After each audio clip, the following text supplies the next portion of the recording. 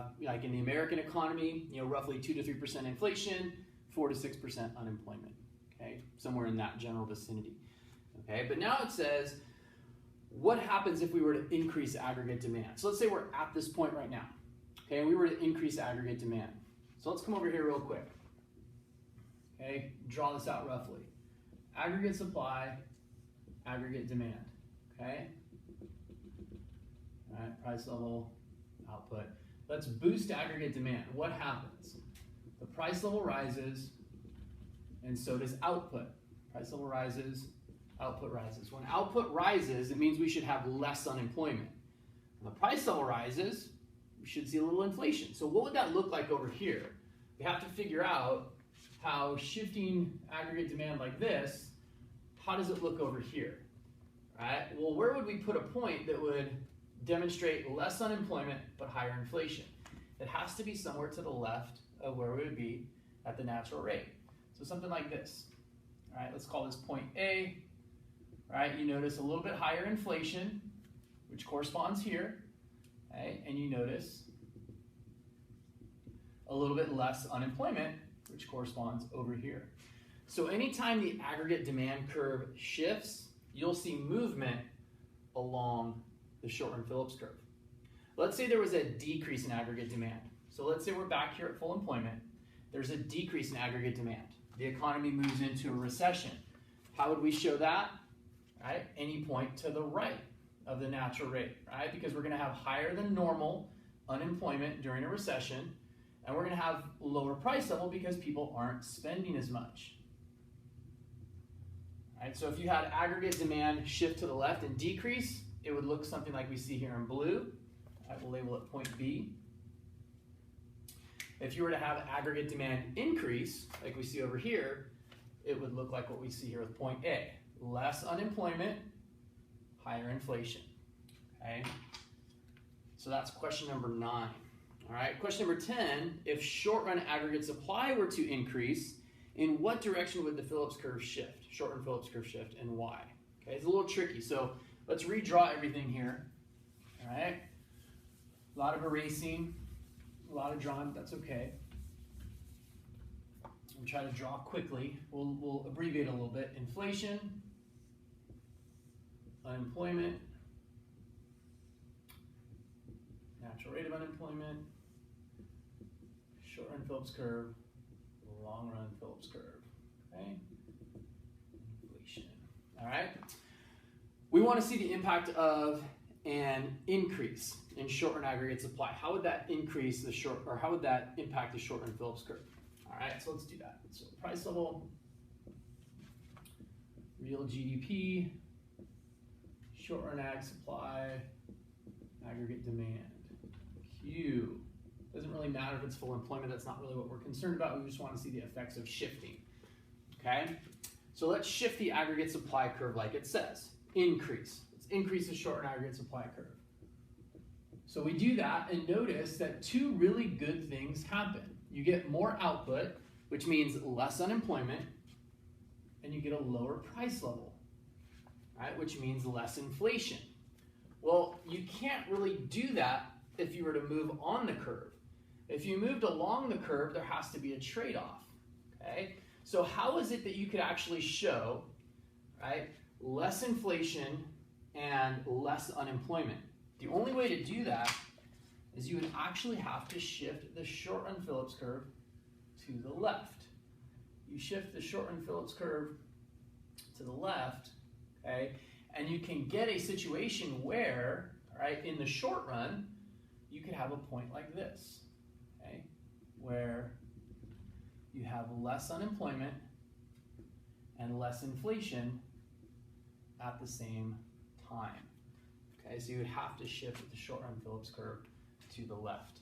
Okay, right, you'd have to do something like that. Now, conversely, right, what would happen if we were to decrease aggregate supply? So let's do that. We're going to decrease aggregate supply.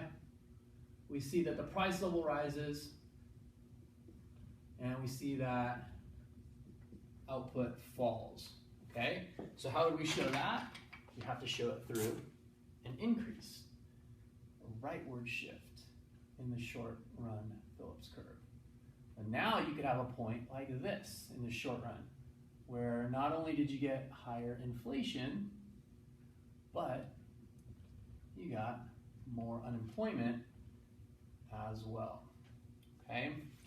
So, big idea, when you shift aggregate demand, you get movement along the short run Phillips curve. When you shift aggregate supply, you actually shift the short run Phillips curve, and they shift in opposite directions. So an increase or a rightward shift in short run aggregate supply would give us a decrease or leftward shift in the short run Phillips curve. A decrease in aggregate supply would give us an increase in the short run Phillips curve. I'm going to leave these ones up here for the rest of my talk, okay, so that you guys can copy it down if you need to. Okay. Number 11. So the next couple questions are all about loanable funds. Number 11, assume the government wishes to increase its spending. In order to increase its spending, it has to deficit spend. So, I mean, it's going to need to borrow. What would happen to the demand for loanable funds? And how would this impact the ability for the private sector to borrow money? So we have to look at the loanable funds market. Okay. So we're going to have the real interest rate. We're going to have the quantity of loanable funds, the supply of loanable funds, and the demand for loanable funds. All right, so it says the government's going to deficit spend. It means they're going to borrow. They borrow out of the same pool of loanable funds. All right, and so that's going to increase the demand for loanable funds. What happens? We see a higher real interest rate. That's the key here. This higher real interest rate, okay? How is that going to affect the ability of the private sector to borrow money? It's going to make it more difficult for them. Remember, higher rates tend to decrease aggregate demand, right? Higher rates make it more difficult for businesses to borrow and spend. It's more expensive, so they tend to do it less. That would be the impact on private sector borrowing. It would tend to decrease because it's more expensive now that you have these higher rates that were caused by excessive demand by the government for loanable funds. Okay? Number 12, if the supply of loanable funds decreases, explain what that would mean for the potential long-run growth of the economy. Okay, so let us take a look. So we'll do a little bit of erasing here. All right, get us back to our initial equilibrium. Okay, so we still have our demand for loanable funds and supply. Now it says, what would a decrease in the supply of loanable funds look like? Okay, so if we were to decrease the supply of loanable funds, leftward shift, notice two bad things happen. You have less quantity of loanable funds available and the real interest rate rises. So you have two negatives here. Now, not only is there less to be borrowed, but it's more expensive to borrow what there actually is available. So what would that mean for the long-run growth rate of the economy? It would tend to decline. Okay, if there's not a lot of funds, plus those funds are expensive, it would severely limit businesses' ability to borrow money, which would limit their productive capability in the long run. So we would see the long-run growth rate in this economy tend to decline as a result. Okay. The last couple here, number 13, if the savings rate in the nation were to increase, what would be the impact on the loanable funds market? How would this impact affect employment? Okay, so let's draw another loanable funds market since we're getting a little crowded up here. Okay, so quantity of loanable funds, supply, demand, real interest rate. All right, so savings rate in the nation is going to rise. So people are going to save more money. All right, they're going to save more money. They're going to put that money in the bank. That's going to increase the supply of loanable funds. All right, rightward shift. Okay, we boost the supply of loanable funds. What happens? You have a greater quantity of funds, and you have lower real rates. Okay, so the second part of the question: how would this impact employment? Well, think about it. If rates are lower, businesses would tend to now borrow more. Some of that borrowing might be used to hire workers or build a new factory, which would require new workers. So we should see employment levels rise. More people should be working now as a result. Those lower rates encourage more investment by businesses. Some of that might go towards hiring workers, building factories, things like that. Okay. All right, the last couple here. Number 14, imagine the economy is at full employment. An unforeseen supply shock hits. What would be the impact on price level, real GDP, and unemployment? Well, right here, that's all you have to do. Look at our initial equilibrium here, okay? And then here's our supply shock, AS2, and what happens, right? We see an increase in the price level. Okay, here's that new equilibrium. We see an increase in the price level. That means inflation, okay? And we see a decrease in output. Look at Q2 here. A decrease in output, that means unemployment, okay? So price level rises. We see that here, okay? Output decreases. We see that there. And along with that, unemployment increases as well.